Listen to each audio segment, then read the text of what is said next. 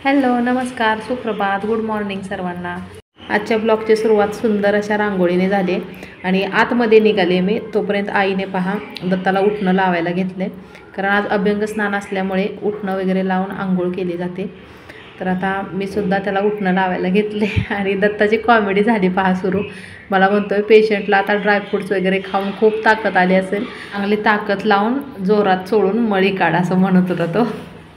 खूप कॉमेडी स्वभाव आहे दत्ताचा आणि नेहमी ते अशी माझी मस्करी करत असतो तो. मला सुद्धा खरंच खूप छान वाटत होतं, कारण कितीतरी वर्षानंतर आज मी दीपावळीच्या सणाला माहेरी होते. कारण या अगोदर आत्ते कधी पाठवत नव्हत्या का, तर आमच्या नणंदबाई यायच्या ना तिथं घरी, त्यामुळे दीपावळीच्या सणाला मला कधी यायला भेटत नव्हतं. मग दीपावळी झाल्यानंतर एखाद्या दिवशी जाऊन ये म्हणायच्या. तो बाबाला काय करते बघाय की मग थोडं पाणी काय काय करायला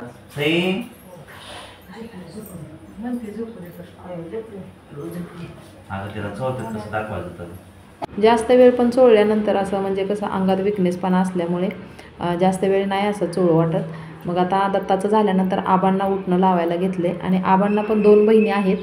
ॲक्च्युली 3 बहिणी होत्या, पण माझ्या मोठ्या आत्या आता या जगात नाही आहेत आणि 2 आत्या आहेत, पण त्या खूप लांब राहतात, म्हणजे उस्मानाबाद साईडला. त्यामुळे त्यांना दीपावळीला यायला नाही भेटत आणि आबांना कसं बहिणीची उणीव भासू नये त्यासाठी मग म्हटलं मी आहे यावर्षी, तर मी उठणं लावून तुम्हाला आंघोळ घालते. त्यामुळे आता आबांना उठणं लावायला लागले. आबांना उठणं लावताना मला खरंच खूप अण्णांची आठवण येत होती, कारण प्रत्येक वर्षी मी अण्णांना उठणं लावून आंघोळ घालते दीपावळीला आणि यावर्षी मात्र मी तिथं नाही आहे. त्यामुळे मला आज अण्णांची खूप आठवण येत होती. खरसुंडीला असताना दीपावळीच्या वेळेस बरोबर पहाटे 4 वाजता उठते मी, कारण रांगोळी एवढी मोठी काढते, त्यामध्ये बराचसा वेळ जातो आणि कलर भरायचं वगैरे. मला खरंच खूप मोठ्या रांगोळ्या काढायला आवडतं. आणि गावाकडे कसं म्हणजे जागा पण भरपूर असतो, अंगण मोठं असतं, त्यामुळे पाहिजे तेवढी मोठी आपण रांगोळी काढू शकतो. आणि आज खरंच खूप सगळ्यांना मी मिस करते, मला घरची खूप आठवण यायला लागली. आणि इकडे पहा वहिनींनी तोपर्यंत तिथं ओवाळायची तयारी केली आणि त्यासाठी पहा असे कणकेचे दिवे बनवले जातात, म्हणजे पीठ मळून पिठाचे दिवे बनवतात, सोबतच पिठाचे मुटकेसुद्धा बनवले जातात. तर हे कशासाठी बनवतात हे पुढे ब्लॉगमध्ये पाहायला भेटेलच तुम्हाला. आज बहिणीने भावाला आंघोळ घालायची असते, त्यामुळे आता मी दत्ताला आंघोळ घालते. इकडे गौरी आबांना उठणं लावायला लागले आणि तोपर्यंत वहिनींनी आरतीचं ताट बनवलेलं आहे ओवाळण्यासाठी. आणि ओवाळण्याची पद्धत पण पहा, आमच्या इकडे कसं आंघोळ झाली की बाथरूममध्येच या दिवशी ओवाळलं जातं. तर तुमच्या इकडे अशी प्रथा आहे का हे पण मला कमेंटमध्ये कळवा. आणि ओवाळण्या अगोदर हे जे दिवे बनवलेले असतात कणकेचे, ते असे उतरून राईट साईड आणि लेफ्ट साईडला ठेवले जातात. यामागचं म्हणजे काय कारण आहे हे मला पण माहिती नाही आहे. आणि त्यानंतर मग मुटके ठेवले जातात, पण मला वागता येत नाही, त्यामुळे मला आई इथं ठेवायला हेल्प करते. आणि ह्या बघा जुन्या रूढी परंपरा पहिल्यापासून चालत आलेल्या आहेत आणि आपण पण तसंच करतो.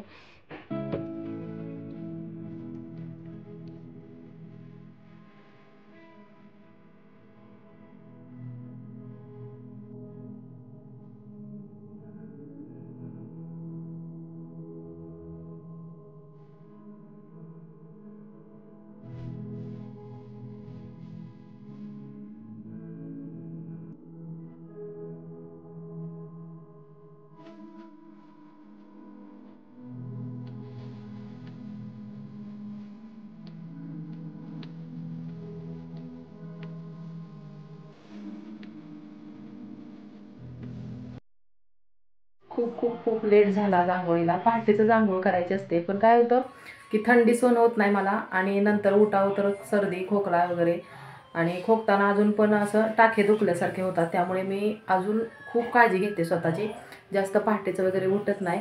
आणि दीपावळीचं कसं शक्यतो पहाटेचंच आंघोळ केलेली चांगली असते, अभ्यंग स्नान वगैरे पहाटेचंच करतात. पण मला खूप वेळ झाला आहे, सगळ्यात शेवटी मी आंघोळ केली. माझ्या अगोदर सईची सुद्धा आंघोळ झाली आणि अशी तयार झाले, साधी सिंपल वेणी घातली. तर आता फराळ करायचा आहे. फराळासाठी सगळेजण थांबलेत, तर बाहेर सगळे वाट पाहायला लागले फराळासाठी. तर आता फराळ करते. एवढं वाढलंय फराळासाठी. चकली शेवचा लाडू, नंतर ही तिळाची करंजी आहे, रव्याची करंजी, बेसन लाडू, अनारसे आणि पोह्याचा चिवडा आहे तळून केलेला, आणि हा साधा चिवडा चुरमुऱ्यांचा. आता एवढं काय मला सरणार नाही. आई एक प्लेट दे ग.